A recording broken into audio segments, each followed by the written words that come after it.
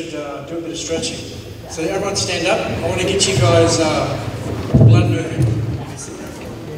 Everyone stand up, follow me. I want you to lift your hands in the air, stretch like you're touching the stars, and breathe in.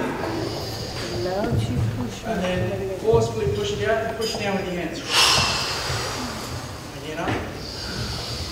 Stretch, touch the sky. Up again. I want you to do this now. Now I want you to give yourself a slap and pat on the back. Just like a tree.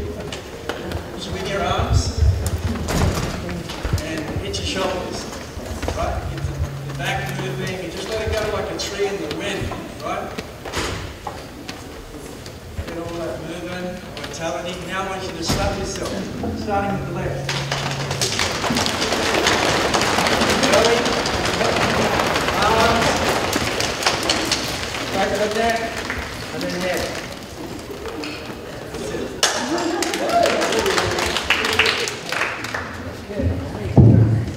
Feel better? It's very simple. So yes, I was a monk. I was actually a monk 14 years. So I have a similar background to Will Tuttle. Similar story. I became a monk at the age of 19. Imagine. And for 14 years I practiced celibacy, slept on the floor. I never used a pillow. I slept in a sleeping bag. Cold showers every morning, getting up at 3:30. Meditation for 2 hours every day. Working all day.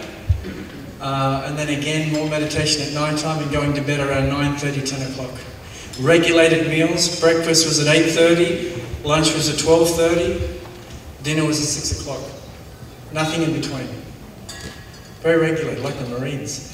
So I did that, and it's very strange for someone that young to do that, right? And I question that now, but I'm actually very proud that I did that because it was a great austerity and it helped, I feel that it built my character because now that experience really helps me to see the world in a much different way than other youths who didn't follow that path. And what that different way is that I tend to see, whether I try or not, I tend to see a spiritual connection to pretty much everything that I come across. You can't help it, it's like it's a heavy conditioning. And this is a real beautiful thing when you take the time to meditate, to disconnect from all the electronic pollution and so on, and go deep within, all right? Find out what our real essence is. It's very, very important because this body really just is a vehicle. And in the yoga tradition, the body is considered to be a temple, right? And when people practice yoga, and how many people practice yoga here? How many? Pretty much everyone. Who's tried yoga at least? Right? You all know a little bit about it, right? But did you know that yoga actually is a ladder? There's actually a process of evolution in yoga. The word yoga comes from the Sanskrit word yuj, and yuj means to connect. So technically when we talk about yoga, it's the art of connection, or uniting mind, body and soul.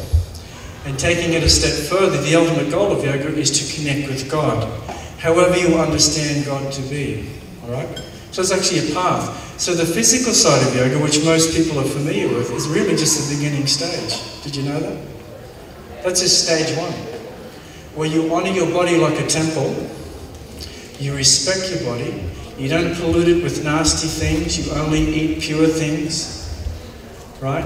You honor your body like a temple that it is. And you learn to control the senses, and through controlling the senses you control the mind, and then you meditate, and gradually get to a point where you start to get a hint of who we really are, our higher potential, our spiritual potential. That's the purpose of yoga, okay? So the charity I direct, I got involved when I became a monk. I was one of the early volunteers. And my first service in the temple was to prepare meals for the hungry. So I learned how to cook. Before that, I really didn't have much experience. You can imagine a teenager, I mean, I didn't really know much. I knew how to bake a cake from the packet. That was about it. So I went in the kitchen and I learned from very expert chefs who taught me how to cook in bulk, and got to the point where I've actually personally cooked for 10,000 people. Imagine planning a meal for 10,000 people. I've done that. I know how to do it. It's a very unique skill. And that takes practice, a little bit of wisdom, but a lot of practice. So I was involved in the early days of the charity's work. And Food for Life is actually based on a very ancient spiritual culture coming from India. Okay? And it's a spiritual culture whereby everyone is honored as spiritual equals. So there's a Sanskrit statement in the Bhagavad Gita. It says that a wise person sees with equal vision. Someone who has real knowledge, like a real wise person, they see equality. They see no difference between the dog, the man, the dog eater, the cow, the elephant. They see them all, their spiritual potential is equal, even though physically they look different. All right? So this is real wisdom. So this Samadarshana, equal vision, is a foundation of this ancient spiritual hospitality culture coming from India. It was such that back in the day, if someone came to your door at say 11 o'clock at night, hello, namaste, right? Knocked on the door, you would actually welcome them, sit them down, give them a glass of water and feed them. You would treat them like God. It's called Atithi Narayan. Narayan is one of the names of God. God has many names. And Atithi means unscheduled. So that person that comes to your house unscheduled, unannounced, you treat them like God. What to speak of your actual guest? That's the culture. And that's built on this idea of spiritual equality. No discrimination. And I believe that really is the key to solving all the problems in the world. For example, world hunger. Obviously, as Bob was saying, we're actually the world's largest food relief. Not just the world's largest vegan food relief, the world's largest food relief. We distribute more meals than the United Nations. The United Nations World Food Programme distributes about 90 to 100 million meals every year, packaged meals.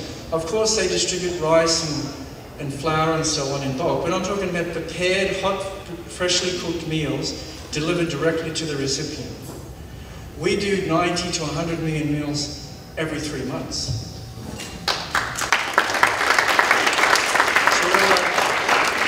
Our volunteers are doing 3 to 4 to 5 times more than in the United Nations. It's quite amazing. I'm mind-boggled when I see it, and it keeps getting bigger. So the program actually started in India, and it's expanded over the last 40 years to the point where now we have very sophisticated kitchens in India. One kitchen alone, I was telling my friend from Food Not Bombs, we have this kitchen in Bombay. It's 1,200 square feet. So of the 1,200 square feet, one quarter is used for cleaning the pots. 1/4 is used for preparing the vegetables, cutting them. One other quarter is used for storing the grains. And only 1/4 of the entire kitchen is used for cooking. 300 square feet. And that one kitchen does 65,000 meals a day. It's quite amazing. It's like, it's efficiency beyond belief. And I'm going to show you a video so you'll see it. I'm not just speaking. How are we doing for time? We're okay? Yeah, you're okay. Okay. So the program actually started based on this idea of genuinely caring for other people, regardless of their race, species, religion, doesn't matter. Because we're all brothers and sisters when we get down to it. You tear away the skin, we're all the same. Really. Essentially, we're all the same. Now, I wrote a book called Food Yoga, where I talk about this. And Food Yoga is like the philosophy behind the charity work. And it's basically my humble attempt to try to teach people the importance of food on the spiritual path and your evolution of consciousness. It's super important. My spiritual teacher said spiritual life begins with the tongue. Think about that. It actually starts with the tongue. Now, as a monk, we had to learn how to control those senses, right? I mean, celibacy is not easy for a 19-year-old. But I was a strict celibate for 14 years. And the way I did that is to control the tongue. You learn to eat regulated. You learn to eat certain foods and avoid other foods, because things like onions and garlic and chili, they agitate the senses, they agitate the mind. Not good if you want to be celibate, all right? So we had a regulated life, and that helped us to control the tongue. And when you control the tongue, you can control the other senses. So the tongue has two functions, tasting and vibrating, right? Vibrating, speaking, and what you taste. So you learn how to control those two functions. What you speak will have a very powerful impact on your consciousness as much as what you eat. All right? And we all know this. We've heard it with the law of attraction and all these things, affirmations and such. Right? They do have an effect on our consciousness, the way we feel, the way we perceive the world. And it's the same with food, and you know this. When you eat certain foods, you feel your consciousness goes for a dive. And when you eat other foods, you feel uplifted and light and bright and sharp. Right? Food has that power.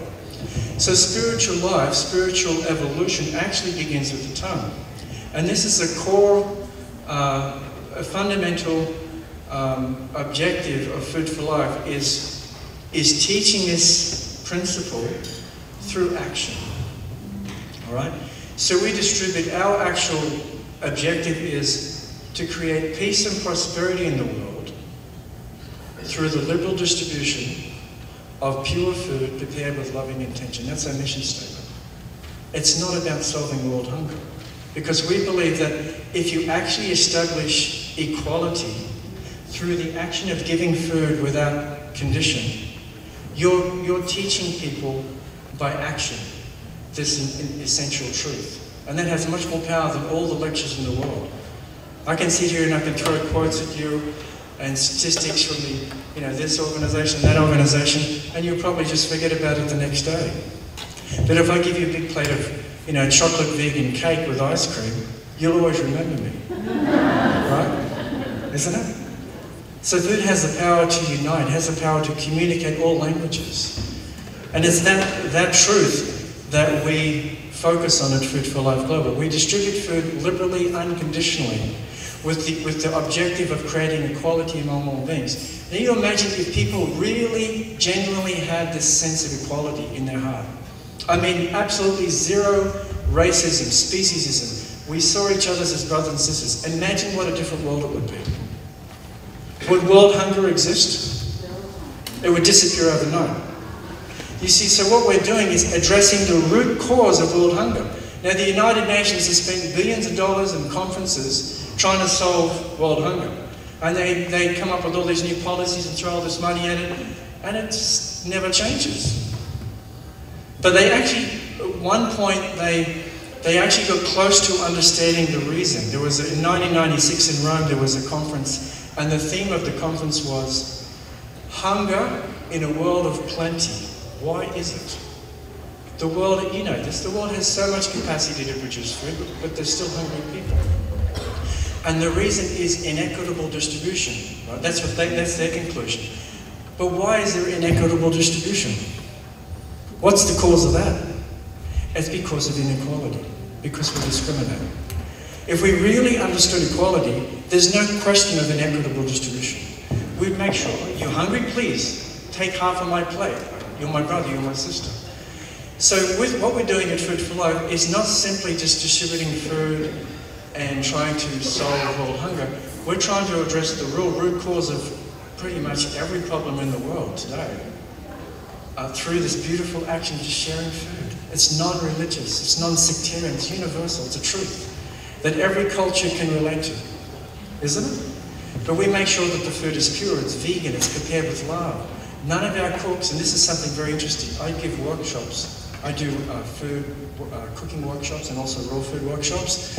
And I teach what's called intuitive cooking. Intuitive cooking is when you take out your senses from the equation. So when I'm preparing the meals, I actually don't taste anything. You imagine telling the chefs here at the Marriott that you have to prepare a meal for 300 people and you can't taste anything while you're preparing it? They go crazy. But that's exactly what we do. It's intuitive cooking. And you know this works because you see people that have lost a sense, like eyesight or hearing, their other senses become sharper. So when you actually take out your senses from the equation, your intuition becomes sharper. I know how much salt I need to put in. I know how much sugar. I know how much, just by looking at it. This is intuitive cooking. And that sort of food, when you prepare it that way, it is the most pure. It's totally selfless, unconditional. You're thinking only of that person's pleasure. So with that, I want to show you some, we got like 10 minutes left? You've got about 7 minutes left. Perfect. So I'll steal 2 minutes. I'm going to talk over the top of this so there's no sound, and I'll tell you what's going on. So uniting the world through pure food is actually our tagline. This is one of our programs in India, and it's a vegetarian or vegan rice, dal and vegetables. Freshly cooked that morning, like maybe 1 hour ago.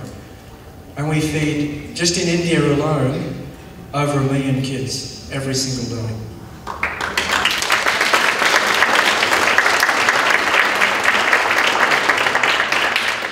And of course, khichdi in Ayurveda is Vaiji here. Ayurveda khichdi is considered the most sattvic of all foods because it has everything: proteins, carbohydrates, it's everything. It's a complete meal. This is one of our kitchens in Delhi. We have these pressure cookers. Look at the size of that. You could probably have 8 adults in there and have a spa bath. Right? This is serious business. That's a 700-litre pot. Right? And we have in this kitchen alone, I think there's 7 of them or 9. I'm not sure. So it's actually we cook it with pressure, with steam, and the steam comes up underneath. You see the holes there? It comes through the bottom of the pot. And by doing that, it's super clean and super efficient. Now, once the food is cooked, it's put into stainless steel containers. We add some fresh coriander leaves, cilantro, right? It's sealed. And then we put a plastic tie on the seal to make sure it's totally pure. No one can contaminate it. Right? So and also the spoons are put in plastic bags. It's super clean. We've actually, some of our kitchens have been awarded 5 levels of certification as 5-star hotels because of the way we operate. It's like a super high efficiency and cleanliness. These are the trucks. So the food is loaded onto the trucks. One truck alone maybe takes 50 to 60 containers. Now every container can feed 30 children. Right? It's a lunch for 1 kid, 30 kids. And so if there's 3,000 children at the school, we'll give them 100 containers. So here I am, one of the trucks is loaded, and we go to one of the local schools. And we have hundreds of trucks like this. They're going out all over India every single day. Now this is primarily sponsored by the Indian government, who actually initiated this program at the last millennium, actually, like the late 90s. And but we became the biggest participant in this program, actually helping the government with this initiative. It's called the Midday Meal Program. And the objective was to bring kids to school, to make sure kids come to school and get educated. So because of this program, the academic performance, the levels of attendance have just gone through the roof. It's a total different story. This is clean up time. Okay. How about cleaning up by hand 1,500 pots, 1,500 containers every afternoon?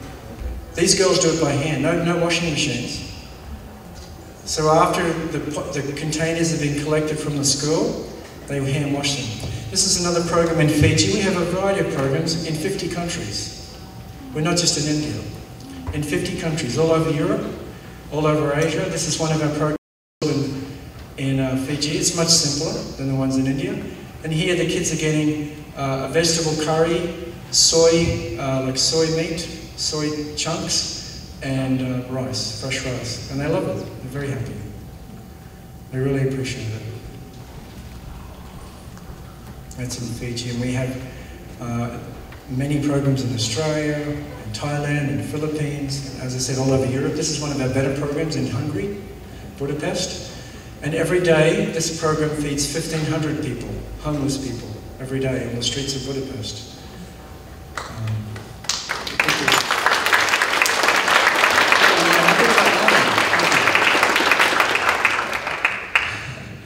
That's a huge line of people. And then they'll wait for an hour, 1.5 hours, no problem. They love the food. And they get, in this particular instance, they get a dal, like a vegetable dal, and that's beets and tomatoes with the red, and they get fresh bread. So it's fresh bread and dal, and basically a vegetable soup. And they love it. Not a big pot, different style. And we cook according to local taste. So depending on what people like to eat, as long as it's vegan, that's what we cook. Like one time there was a flood in Poland, and we responded to the floods in Poland by making vegan sandwiches and soup. Because that's what they could relate to. So it's not that, even though it started in India, we don't just cook Indian food. We cook according to local taste, and it's always local produce as well.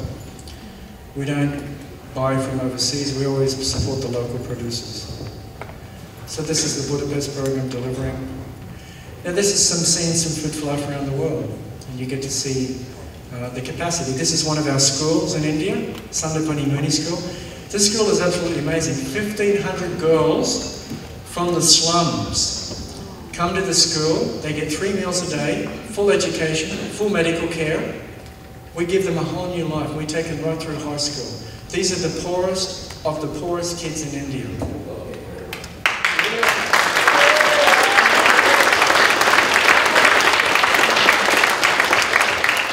Argentina, after the recent floods in Argentina, we responded. This is, again, the Fiji program. Very happy kids.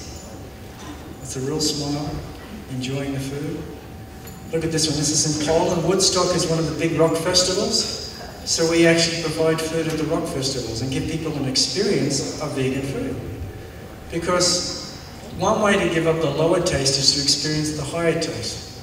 So if you give people the experience of vegan food, it's going to be more easy for them to actually give up the eating meat.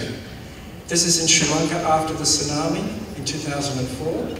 I went there personally and I coordinated 50 volunteers to help us, feed people all over the island.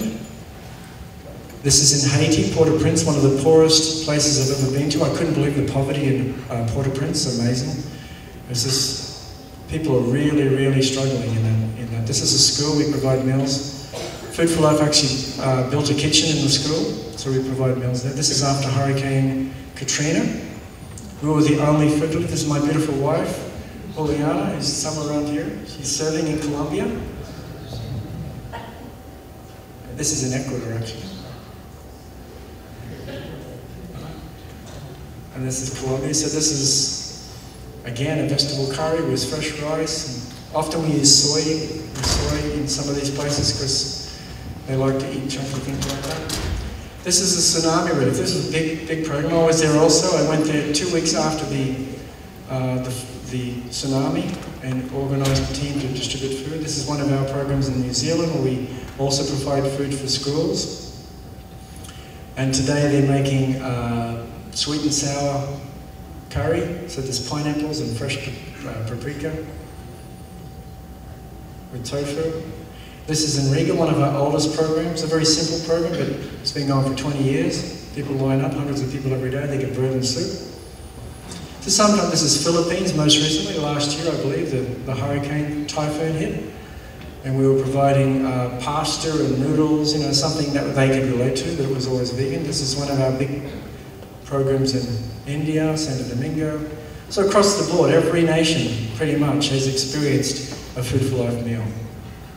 This is in England. Nelson Mandela was a big supporter of Food for Life, and he actually understood the real essence of Food for Life. This is in Australia, in Russia, right? Black and white photo to go with it, Kazakhstan, you name it, even in China. I just don't have enough room to put all the pictures in there. Hong Kong. This is in India. We have some very basic programs in India in the villages. This is me after the Sri Lanka food relief, the Sri Lanka tsunami. Thank you very much.